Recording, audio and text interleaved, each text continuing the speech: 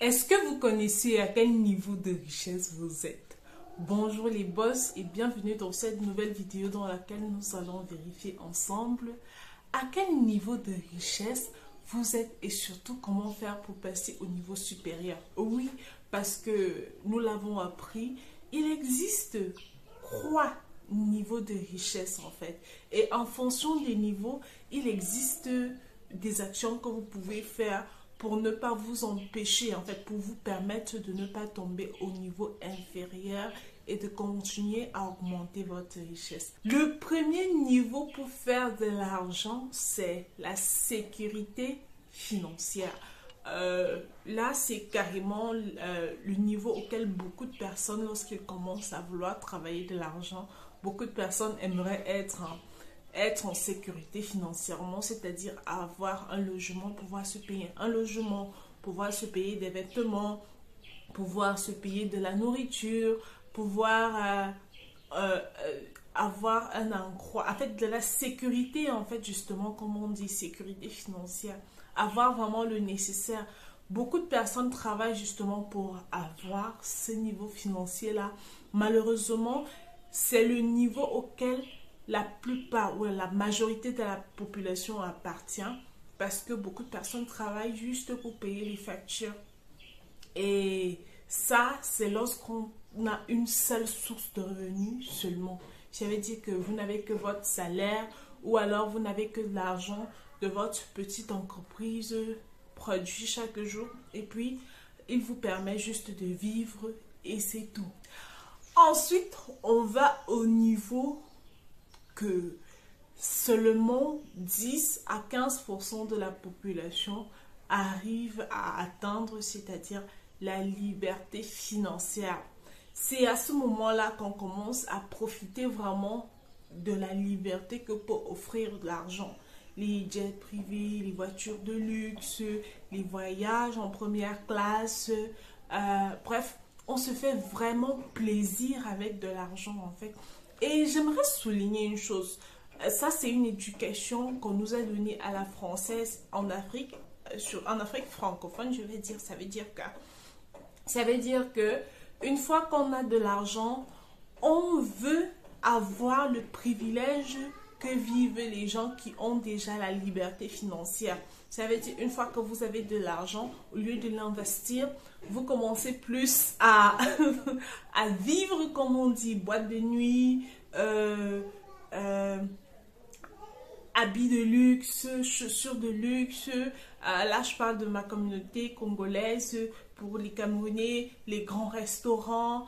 Bref, chaque peuple qui a cette influence française-là, a cette espèce d'éducation de une fois que tu as de l'argent, tu dois vivre comme une personne qui a la liberté financière. Sauf que ça ne va pas comme ça. Ça ne peut pas aller. Voilà pourquoi vous aurez toujours et toujours des problèmes d'argent. Parce que vous ne vivez pas à votre niveau financier. Est-ce qu'on se comprend? Oui. Donc, le niveau de la liberté financière, comme on le disait, c'est 15% de la population mondiale qui en font partie. Et pour y arriver, il faut avoir plusieurs sources de revenus. Ça veut dire quoi? Ça veut dire que si vous êtes salarié, vous devez avoir des investissements dans d'autres secteurs d'activité. Soit vous avez une autre entreprise à côté, vous avez des actions dans des entreprises, vous avez par exemple des œuvres que vous avez produites. Bref, de nombreuses entrées d'argent. Même quand une source de revenus s'effondre ou vous avez d'autres roues de secours à côté. C'est à ce moment-là que vous pouvez vous permettre ce genre de choses. C'est à ce moment-là que votre fortune va augmenter. Donc, le secret pour devenir riche financièrement n'est nul autre que créer plusieurs sources de revenus. Allons maintenant au niveau où seulement 4% de la population mondiale est arrivée. Le niveau croix de la richesse, c'est quoi? C'est tout simplement la contribution financière. C'est quoi la contribution financière? C'est un simple mot, hein. Comme vous l'entendez, c'est tout simplement lorsque l'argent que vous avez dépassé la première étape, la sécurité financière, vous avez dépassé la seconde étape, la liberté financière, et puis maintenant vous utilisez l'argent que vous avez, le surplus, on va pas se mentir, le surplus pour pouvoir justement, le surplus de l'argent que vous avez, pour pouvoir aider ceux qui en ont besoin en fait, ceux qui n'arrivent même pas à atteindre le niveau de la sécurité financière. Oui, Jay-Z l'a dit et ça c'est aussi un point que j'aimerais souligner. Jay-Z l'a dit également, laissez-moi être riche avant de m'exiger à aider les pauvres en fait. On a tendance à penser que c'est en donnant tout ce qu'on a qu'on est une bonne personne.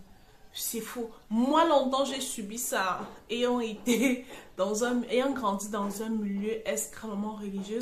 Pour ceux qui ne le savent pas, oui, j'ai failli être religieuse. Bon, on en parlera une autre fois.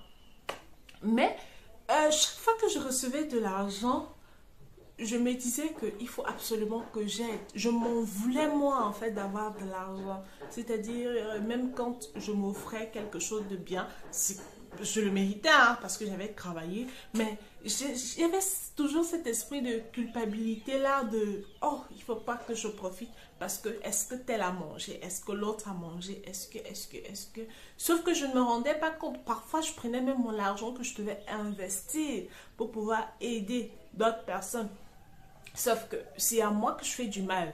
Même la Bible ne recommande pas ça. La Bible te demande de donner juste 10%. Je ne sais pas pour ce qui en est du Coran, s'il vous plaît. Mes amis musulmans, veuillez nous préciser ça en commentaire, en fait. Parce que, justement, on commence à contribuer pour les œuvres humanitaires. On commence à utiliser des grosses sommes d'argent lorsqu'on a dépassé le stade de la liberté financière. Et c'est à ce moment-là que vous allez vraiment faire du bien aux gens. Parce que non seulement vous serez un exemple,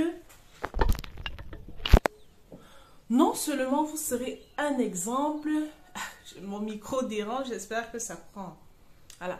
Non seulement vous serez un exemple pour la communauté, mais également vous aurez beaucoup plus de possibilités en fait. Ça veut dire vous serez plus influent, vous aurez plus de relations et vous pourrez mieux aider. Ça ne sert à rien d'aider les gens et vous devenez pauvre.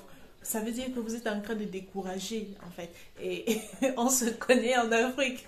Si vous avez eu de l'argent à un certain moment, et même si vous avez utilisé cet argent pour aider votre famille, et que vous n'en avez plus, on va se moquer de vous. Vous allez devenir le sujet de conversation, de moquerie, débat. Donc, il faut faire vraiment attention à ce niveau-là. Moi, en tout cas, j'ai appris ma leçon. J'ai appris à utiliser ce que j'ai pour pouvoir...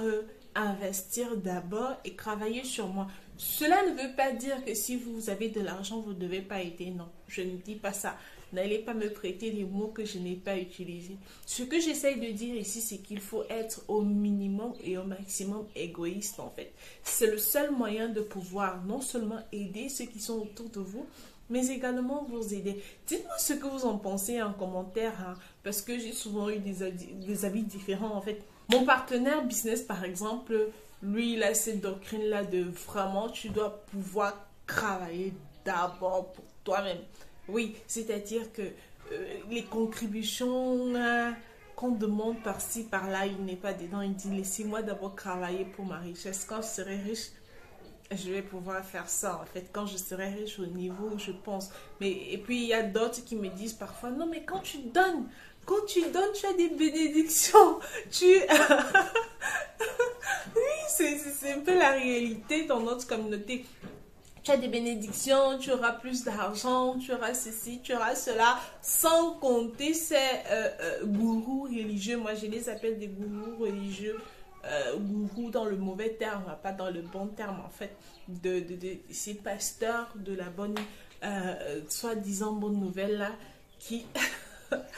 qui justement prêche la charité parce que bizarrement cette charité là les avantage eux hein, parce qu'après ils vivent mieux que les gens qui vont à leur église justement. Ils ont des voitures de luxe, de la vie de luxe, ils vivent vraiment dans l'opulence. Ils font montre justement de cette charité divine là auquel beaucoup de personnes participent en fait, pour au final eux-mêmes finir pauvres, mais ces pasteurs-là continuent à s'enrichir.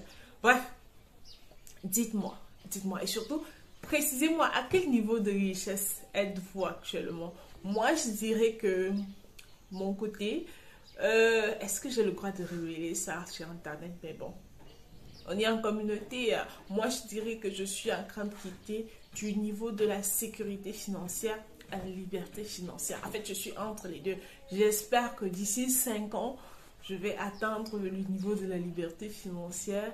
Et puis, qui sait, je pourrais enfin passer au 3e niveau, à savoir la contribution financière.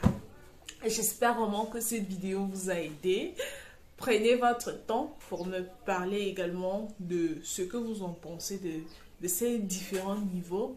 Et surtout, dites-moi, est-ce que vous êtes pour ceux qui doivent donner même quand ils n'ont pas, ou alors ceux qui doivent investir pour pouvoir aider plus tard, ou alors est-ce que vous êtes... Bref, à vous de me dire. On se retrouve dans la prochaine vidéo. Prenez soin de vous. Ciao.